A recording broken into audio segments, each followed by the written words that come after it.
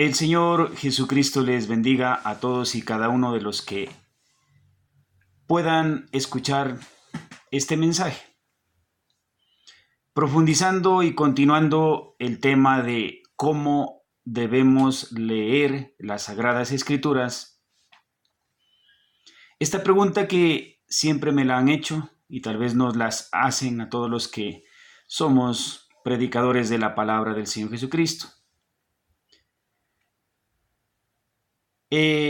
La esposa de un amigo me pregunta y me dice, disculpe, ¿cómo se debe leer la Biblia? Entonces vamos a tomar un versículo de la palabra del Señor para profundizar este tema. Dice aquí en 1 de Timoteo capítulo 3, 16, e indiscutiblemente grande es el misterio de la piedad. Dios fue manifestado en carne, justificado en el Espíritu, visto de los ángeles, predicado a los gentiles, creído en el mundo, recibido arriba en gloria.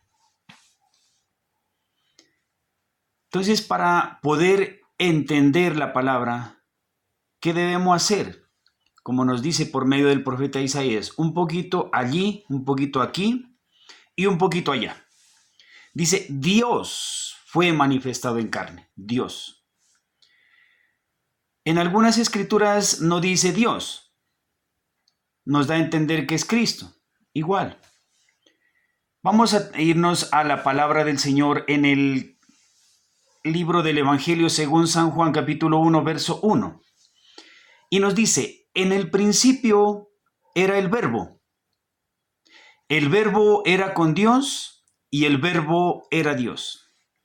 Nos está diciendo que en el principio era el verbo era con Dios y que el verbo era Dios. Y ahí mismo en San Juan capítulo 1, verso 14 nos dice, y aquel verbo fue hecho carne. Entonces, el verbo era Dios.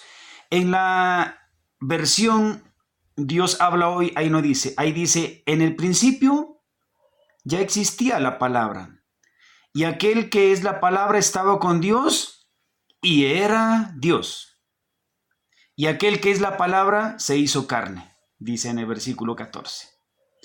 Entonces, haciendo el discernimiento, ¿sí? Esto es como la ama de casa que con amor prepara el sancochito, ¿cierto? Le va agregando todos los ingredientes hasta servirnos un sancocho delicioso con el aguacate y cuando así mismo saca, hermanos. Tenemos que poquito a poquito irle añadiendo, un poquito aquí, un poquito allá, la palabra se lee allí. Como yo lo recordaba y decía, la sopa de letras, hay que buscar, hay que escudriñar las Sagradas Escrituras.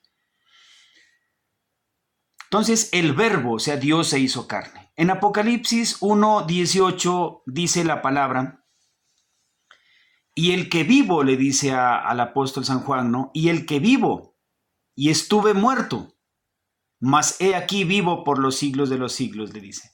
Y el que vivo, le dice Dios a Juan, al apóstol San Juan, y estuve muerto. Y en 1 de Pedro capítulo 3, 18 nos dice que Cristo dice, muerto en la carne, pero vivificado en el espíritu.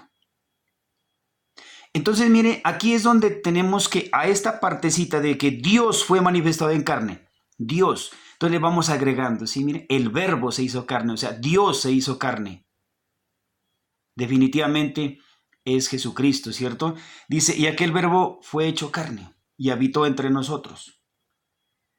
Y en 1 de Pedro dice que es Cristo que fue muerto en la carne, pero vivificado en el Espíritu. Gloria al Señor. Entonces, esta sería la manera. Entonces, mire, a este versículo, a este pasaje de 1 de Timoteo, capítulo 3, 16, a cada frase, a cada párrafo, a cada palabra, a cada estrofa, tenemos que irle, ¿qué? Irle añadiendo un poquito de allá y un poquito acá, porque esto es el cumplimiento de la palabra del Señor, de que Dios tenía planeado Él mismo manifestarse en carne y hacer un solo sacrificio.